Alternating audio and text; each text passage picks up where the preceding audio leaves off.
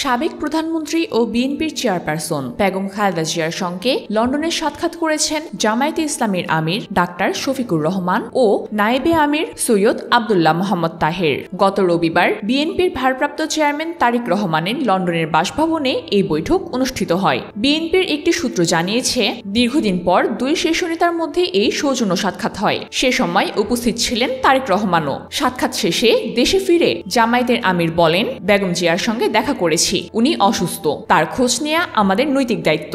সাক্ষাতে তারেক রহমানের সঙ্গে কথোপকথন হয়েছে বলেও তিনি জানান। তবে এই বিষয়ে বিস্তারিত কিছু তিনি এখনো বলেননি। জামায়াতের আমির ইউরোপ সফরের অংশ হিসাবে 4 এপ্রিল ব্রাসেলে যান। সেখানে তিনি ইউরোপীয় ইউনিয়নের বিভিন্ন প্রতিনিধি ও এমপিদের সঙ্গে বৈঠক করেন। সফর শেষে তিনি লন্ডনে যান এবং সোমবার দেশে ফিরে আসেন। এ সাক্ষাৎ নিয়ে বিএনপির চেয়ারপারসনের সাবেক প্রেস সচিব মারুফ কামাল খান বলেন, এটি নিছক সৌজন্য সাক্ষাৎ নাকি রাজনীতির কোনো নতুন গতিপথের ইঙ্গিত তা এখন সময় বলে দেবে। উল্লেখ্য, খালেদা জিয়া বর্তমানে তারেক রহমানের বাসায় অবস্থান করে চিকিৎসা নিচ্ছেন।